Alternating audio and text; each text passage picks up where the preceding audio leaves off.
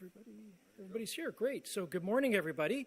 I'd like to thank you all for joining us here today. I'm MPP Stephen Crawford, and I've had the honor and privilege to represent the people of Oakville at the legislature since 2018.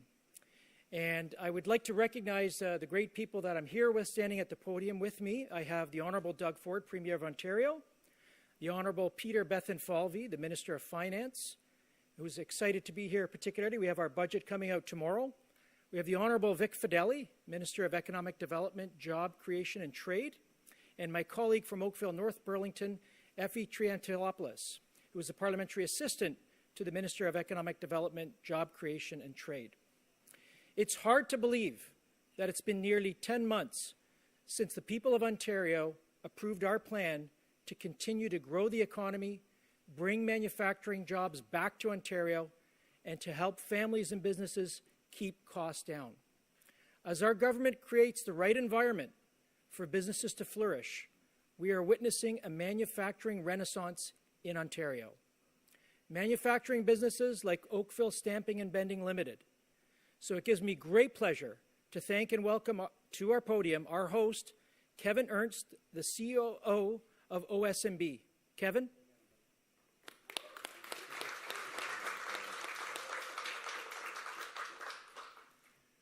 Good morning and welcome, Premier Ford and Minister Bethlenfalvy, Minister Fedeli and your teams, and members of the media to Oakville Stamping and Bending, or OSMB, as we're more commonly known in the plumbing industry. My name is Kevin Ernst, and I'm the CEO of OSMB. I'm joined here with the owners, our Executive Director, Michelle Cornelison, and our CEO, Brad Cornelison, along with our entire OSMB team here in Oakville, Ontario. OSMB was started in 1975 in our Oakville, Ontario. While our name says we no longer stamp or bend, since companies must evolve in order to survive.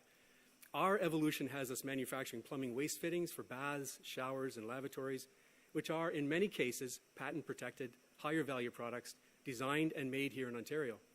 This has provided with us explosive growth and opportunity from our humble beginnings in 8,000 square feet just 2 doors down from here, to having multiple locations and many sales agencies across Canada and the USA.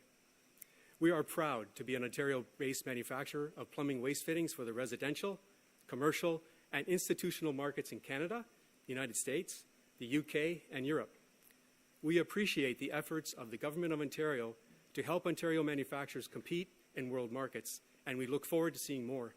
We are honored that the Office of the Premier has chosen our company to host this important event. So please, join me in welcoming our Minister of Finance, the Honourable Mr. Peter Bethlenfalvy. Minister. Thank you. Well, good morning, everyone, and I'm always so impressed when someone can pronounce my name.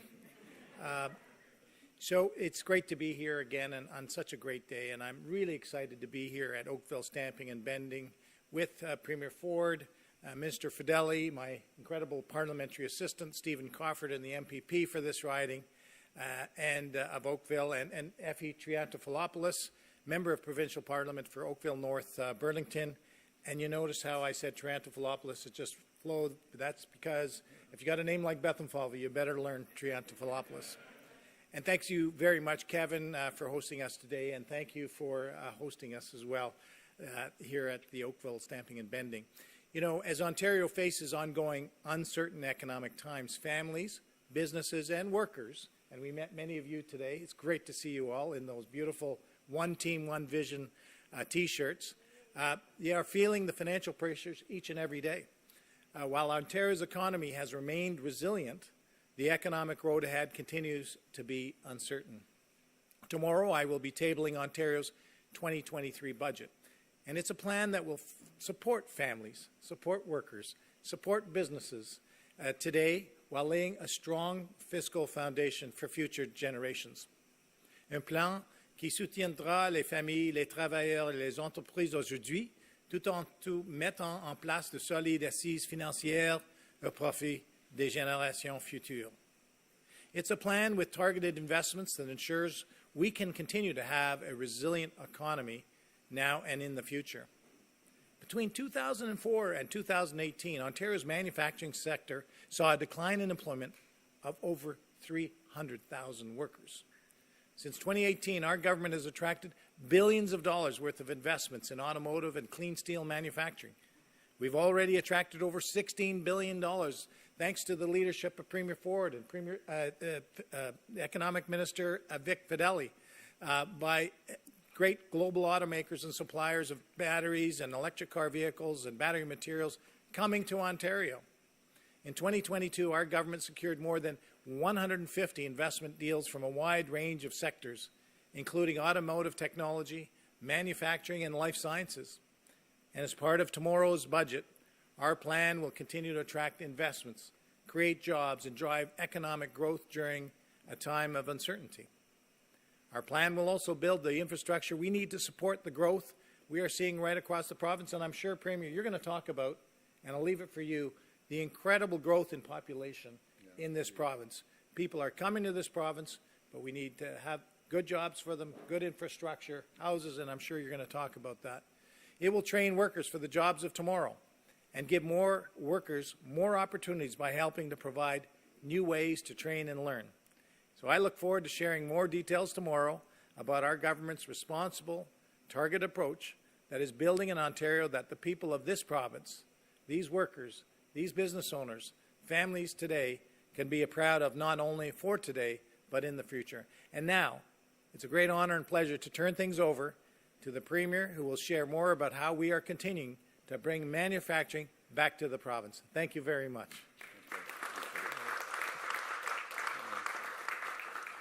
Well, good morning, everyone, and I'm thrilled to be back here in beautiful city of Oakville, alongside, as he said, Minister Bethlenfalvy and Minister Fedeli. And hey, I got to give Minister Fedeli a shout out again for the Volkswagen deal. The guy's an absolute champion, our #1 salesperson, our #1 finance guy right behind me, and we're just so blessed to have each one of you as ministers. But it wouldn't happen without our great caucus members. And I love the one team, one vision. It's also great to see MPPs Crawford and Triantafilopoulos, who are a big part of our team at Queen's Park and who do a tremendous job representing the people here in the region. I also want to acknowledge my good friend, Mayor Rob Burton, absolute champion. The people of Oakville should be so fortunate to have a true champion like yourself, always fighting for the people of Oakville. And a big thank you to Kevin, Michelle, and Brad, and the entire team here at OSMB for hosting us today. And I always say this company doesn't exist. Our company, when I was in the private sector, wouldn't exist if it wasn't for all the great people that work here. So thank you. That's what keeps Ontario going, folks like yourself. And again, it's a pleasure to visit companies like yourself. A company that has grown from humble beginnings to one of Canada's largest manufacturers and distributors of plumbing products. OSMB is a true made in Ontario success story. And we're so proud of what you've all accomplished here, and thank you. And you just think, folks, every single company, homes, have your products in there. You don't realize it, but you folks are manufacturing it, and they're installing it. My friends, our government has a plan to rebuild our manufacturing sector because, as we know, manufacturing and production facilities like this one are the lifeblood of communities across the province and have been for decades. And that's why, since day one, we've been hard at work creating the conditions for manufacturing companies of all sizes to grow and succeed. We're tackling labor shortages with historic investments in employment and training programs. We're building roads and highways like the Bradford Bypass and Highway 413 to keep people and goods moving. We're cutting costs, making electricity more affordable, cutting red tape, and have kept taxes and fees low. And the result is we have reduced the cost of doing business in Ontario by $8 billion a year. That's right, $8 billion with a B, each and every year.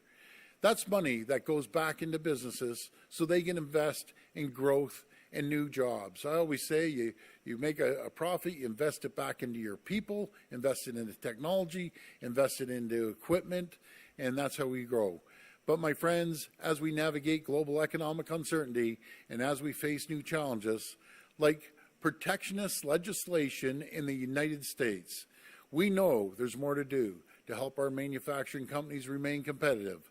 So today, we're thrilled to announce that as part of our upcoming 2023 budget, we'll be proposing the new Ontario-made investment tax credit.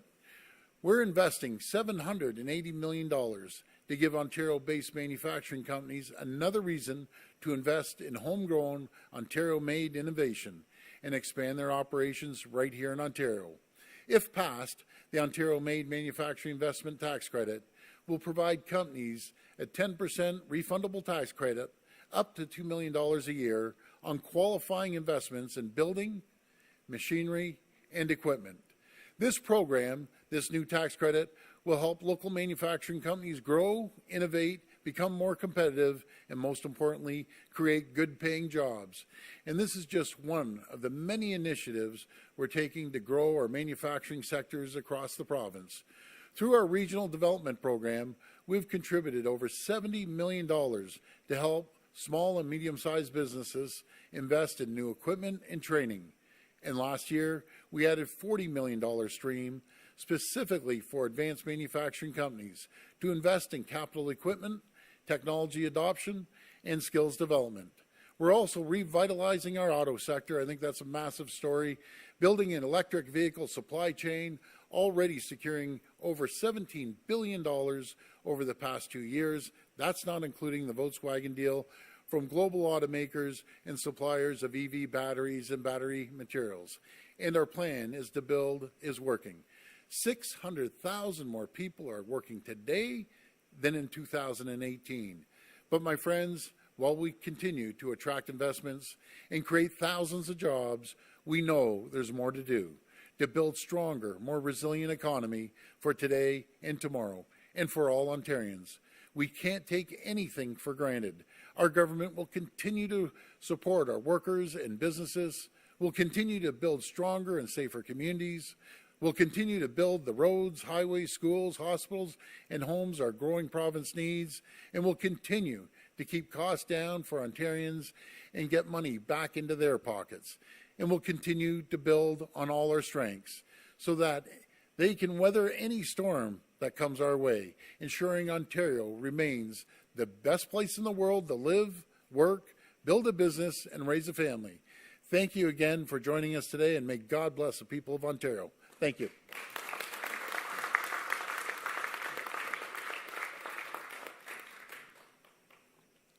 We'll now go to the floor for questions. If reporters could please line up at the microphone behind me and identify yourselves by name and outlet. Just a reminder, it'll be one question and one follow-up. First question. Morning, Premier Richard, Southern City News. How you doing? Hi, Richard. I'm doing well. How about yourself? Not bad, thanks. I want to get your take, if you don't mind, on your budget tomorrow. Specifically, the federal finance minister said in her budget there will be targeted supports for those who have struggled with high inflation and high interest rates. Will there also be such targeted supports for Ontarians in your budget tomorrow? Well, without disclosing the budget, and before I get myself in trouble, I'm going to hand it over to the budget chief. So, the budget chief. Here I go, the finance minister. No, that's I'm living back at the Toronto City Hall days. Yeah. No problem there, Premier. No, that's great. So Richard, so one more sleep, and it's a very tough time for many people in Ontario and right across the country. We saw inflation come down yesterday from 5.9 to 5.2, but it's still very high, and that's why we took action very early. In fact, last year, Premier, we did the budget together, and we tabled a budget that we took to the people of Ontario, which included a reduction of the gas tax to make it more affordable at a time when gas prices were very high. We increased the minimum wage to $15.50, which is the second highest in the land. We increased the low individual family tax credit so that low-income workers are paying some of the lowest taxes, personal income taxes in Canada. But we didn't stop there. As you know, in the fall economic statement, we doubled the guaranteed annual income for low-income seniors, up to 200,000 seniors, so they could get another $1,000 into their pockets. We increased Ontario Disability Support Program by 5%. First time any government indexed it to inflation. And we also increased the earnings exemption so that from 200 to 1,000, so they could keep more money in their pockets if they chose and can and wanted to work. So we've done a lot of things, and we're going to continue going because we know that things have been tough in this province, and we'll talk about it some more tomorrow. Didn't quite get a clear answer there, but Premier, I have a follow-up for you on another topic. The field for the mayoral race in Toronto has grown dramatically. Mitzi Hunter telling us today she intends to run. Josh Matlow's in there. What do you make of these field of candidates, Premier? Well, I think the councillors, you know, that are jumping in there, they don't have to step down, unlike MPs and MPPs, which, I don't know, I think council should review that. But I'll work with anyone. As I've shown, there's 444 municipalities. I'll work with any mayor that gets elected to make sure the best interests of their constituents, you know, work out, no matter if it's supporting them on transit or supporting them on affordable and attainable homes and building homes. So it doesn't matter who gets elected. And I'm staying out of that election. So, well, good luck to all of them. I encourage you to run, and all the very best. It's tough putting your name forward. So. Hi, Premier. Hi. On the mayoral race, you said you're going to stay out of it. Does that mean you will not? You do have the power to change rules like whether or not somebody has to resign their seat in order to run for mayor. Is that something you're going to get involved in? No, I'm just going to stay out of that, and this is not the time to do that. And I just want to wish everyone all the best. It's going to be a tough race. It's going to be an exciting race. I think the margin is going to be pretty small on the percentage that you need to win, you know, with those many candidates. But maybe a few will drop out. You just never know with the mayoral election. But either way, I'm gonna work with whoever's the mayor. Whoever is the mayor is looking at this big budget hole, and they're pleading with your government and the federal government to help fill that. And they say at this point they haven't heard anything. Should they be making other plans? Do you think that's a fair request? It's always a fair request, but we've given Toronto hundreds and hundreds of millions of dollars, no matter if it's Toronto, if it's for their transit. Actually, not 100 million, probably a couple billions of dollars to Toronto. We've bailed them out on numerous occasions. But I have a message to the new mayor. You got to be fiscally responsible. You're spending the hard-working taxpayers' money.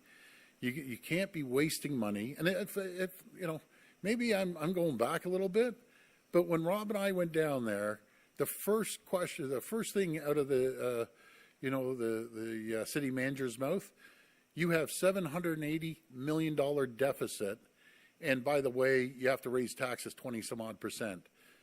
Well, we did the opposite. We ended up driving efficiencies. We found $1 billion of savings. We delivered a 0% tax increase. That's the difference of treating the taxpayers' money like your own versus treating it like you just don't care. And usually the easiest thing is to just raise taxes. That's unacceptable. Drive efficiencies throughout the system. There's not one level of government that someone can convince me there's not waste, including the province, the federal government, and municipal governments. We have to start driving efficiencies, thinking outside the box, and doing things differently. Because I can tell you one thing, these hardworking people here and around the province, they get a paycheck and they see the government gouging them on taxes, then they go buy something, more taxes, and then they're paying property taxes. They're fed up. They're done. They're absolutely done. They work their backs off, you know, up to 60 hours a week. And then they put in overtime and the government's gouging them. So we all have to drive efficiencies throughout each level of government. Hey, good morning, Premier. Colin DeMello from Global Hey, News. Colin. I wanted to ask you about CSIS. So yesterday you had indicated that your staff had received a briefing and that that briefing wasn't really substantive. I wanted to know from you, what exactly did CSIS tell your office? Did they raise issues about Vincent Ke? Did they give you any kind of evidence, or did they share any of their concerns? So, Colin, what happened, I guess an article came out, so our staff requested a meeting with CSIS. They sat down, had a quick discussion with them. There wasn't a lot that we didn't already see in the paper or the article. And we just want Vincent to clear his name and get back with the team. It was his choice to step aside, and we're going to see what happens here. But in my opinion, Vincent's a good person. He's an important part of our team. He's going to clear his name, and then he'll be back with us. So what should Ontarians take from your support of Vincent Ke? If CSIS has some kind of a concern, but you're saying there is a path for him back into caucus. Does that mean... If he clears his name, Colin. Fair enough. If he doesn't clear his name, then he's not going to be part of our party. But how are you approaching what these allegations from CSIS or this investigation or suspicions from CSIS are? Do you believe what CSIS is suspecting here, or is this, in your view, just much ado about nothing? I'll be very frank. As I said yesterday, they were pretty vague. So, again, if he clears his name, he'll be part of our party. If he doesn't clear his name, I guess he'll have more issues to deal with. Hi, Premier. Hi. Laura Stone, Hey, Globe Laura. and Mail. Just on the clearing his name element, how do you expect Mr. Ke to clear his name? I understand he has a lawyer who's represented you in the past. Do you think he's going to sue over this? Like, what is the process for clearing his name? That's going to be up to Vincent and up to CSIS. Again, you can't throw someone's name out there and not give the person an opportunity to clear it. Nothing's worse than being accused of something and the media gets a hold of it and runs it, and it's not the media's fault. That's your job. It's just an unfortunate situation, very unfortunate. But again, when it comes to elections, and this is a federal government, I have zero tolerance for any outside interference, any nonsense that's going on. We live in a democratic society, and no one's going to dictate to any Ontarian who they should vote for and what party they should vote for. That's our democratic right, and that's why we have the greatest jurisdiction, greatest country in the world. Okay, thanks. Just on another topic regarding the VW deal. Yes. We've seen some criticism from the federal Conservative Party leader, Pierre Poilievre, over the secrecy of this. He's gone after Justin Trudeau for not revealing how much this has cost and, says how much of money is Canada giving to the foreign corporation. What do you make of these comments, and do you think that they're also supposed to be critical of you? No, that's up to them. I'm not getting involved in their political, comments up in Ottawa. We have the greatest province in the world. We did a great deal. I have the best person anywhere in the country, Vic Fedeli, that worked endlessly, along with, I think, 12 or 13 ministries, 3 agencies with the federal government and with municipalities. And right now, since we've created the conditions and the environment, companies, many companies, life sciences, but especially in the auto sector, they're coming back into Ontario. Folks, when we first took office in 2018, these companies were leaving in the droves. The auto sector was closing down. We were losing it. And because we created the environment, we worked hand in hand with all 3 levels of government. We've seen companies coming in by the droves. And do you know what's amazing? Stats Canada came out. And every single time I come out here, you hear me preaching about we need more homes, we need more homes. There's 300,000 people coming. And I keep warning people. All of a sudden, Stats Canada comes out, and they said, last year, 450,000 people landed here in Ontario and calling this home. And that's why I'm saying, guys, I'm setting the panic alarms off and thank all the municipalities for passing our housing plan. I thank Mayor Burton for passing our housing plan. There's one outlier, and I'm going to call him out, is the Mayor of Newmarket, Mayor Taylor. I gave him a call this morning. There's 444 municipalities. Everyone's agreeing. It's called Team Ontario, team effort. Where are we putting the 450,000 people? We need to build homes. We need to build them quick. And I said, the federal governments said they were going to bring in 500,000 people. And I said, well, 300,000 were landing here in Toronto, the GTA, and in Ottawa. Well, I underestimated. There's 450,000 people. And that's why we need the schools, the hospitals, the bridges, the infrastructure, and especially the homes. So I just want to thank all the mayors out there. I'm very, very grateful. We can't do it without you. And I'm just blessed to have great relationships with them. Morning, Premier. Liam Casey with the Canadian Press. Hi. The Federal Environment Minister, Stephen Guilbeault, really ripped into Ontario's approach to the environment yesterday, said collaboration was impossible. Ontario had no desire to protect the environment, sort of on and on. Wondering what you make of those comments, and will you pledge to protect Rouge Park and the 42 species at risk there? Yeah, no, I'm all protecting Rouge Park. I don't pay any attention to political comments from Guilbeault. It doesn't even faze me. We're building homes. We're going to have it adjacent from that area. It's going to be beautiful. People will be able to walk through the parks. And as for the environment, there's no government in the history of this province has done more for the environment than the PC government. We're creating electric vehicles, taking millions of cars off the road. We're investing billions of dollars into green steel. We have the most environmentally friendly green steel anywhere in the entire world, right here at Dofasco and Algoma, and we're working with Stelco as well. So we're doing a tremendous amount for the environment. We run 96% clean energy here, unheard of anywhere in the world. That's why we're attracting a lot of companies. That's why the auto sector is manufacturing here, because they can actually say we're producing green vehicles from the start to the finish. So we're going to continue always being environmentally friendly, but it's not either or, folks. It's and. You can't, just do this and not do the other. We can be environmentally friendly, and we can create economic development that goes hand in hand. And I know Peter had a chance to talk about the economy. You were talking about Volkswagen. I want to call Vic Fedeli up here and talk about the jobs that are coming into Ontario is staggering. The Americans are doing backflips right now, wondering how we're doing it. They're going crazy. We're seeing increase in trade with the U.S. We used to do $400 billion of two-way trade. It's now up to $460 billion in two-way trade. I had a conversation with a former Prime Minister, and he said, Doug, not only Ontario is an economic powerhouse in North America, it's an economic powerhouse worldwide now. The whole world is looking at Ontario to invest in. And maybe, Vic, you can tell the story about VW, about that article in the magazine and why they chose Ontario. Thank you, Premier. It's not always about the money. It really is about all of the components that we have here in Ontario, the skilled trades, the critical minerals, the ecosystem, the auto ecosystem that has been built over the last several years. We've seen such a resurgence in Ontario. In 2019, Reuters told us that there will be $300 billion spent in EVs over the next few years, and zero of it was targeted for Canada. Zero out of $300 billion. Premier Ford, our team, we put together Driving Prosperity, which was our plan to get Ontario back in the auto game by lowering the cost of doing business by $8 billion a year.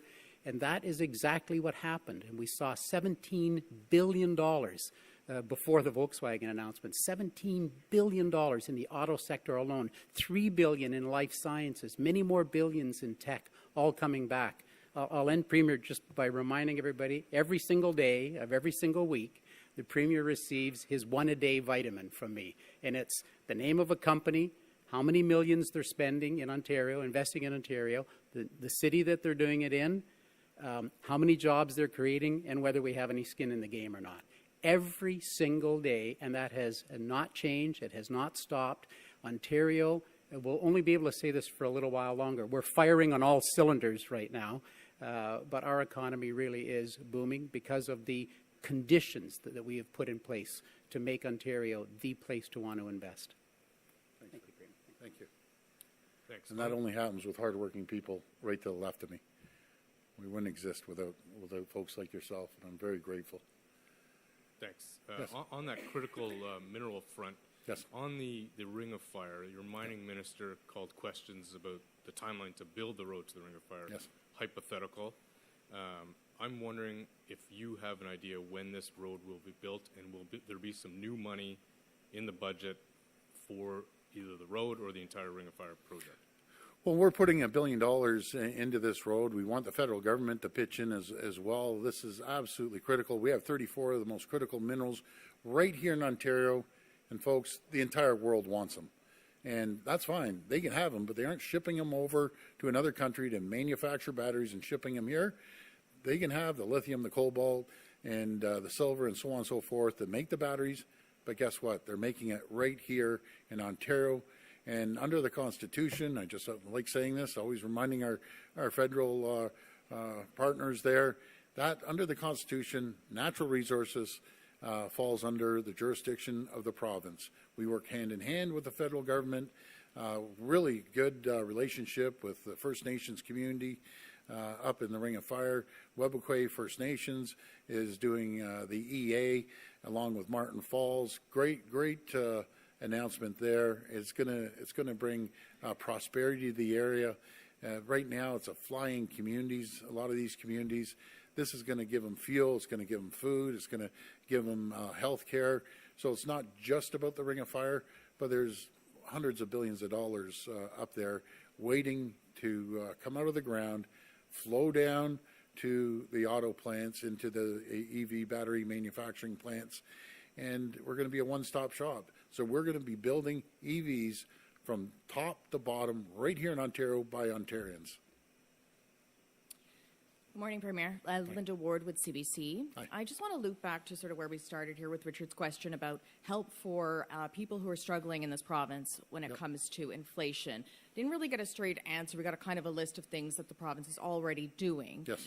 Can they expect anything new in tomorrow's budget to help them deal with the growing cost of living? Yeah, you know, I see that, and I see going into the grocery store, the cost of groceries, it's going up.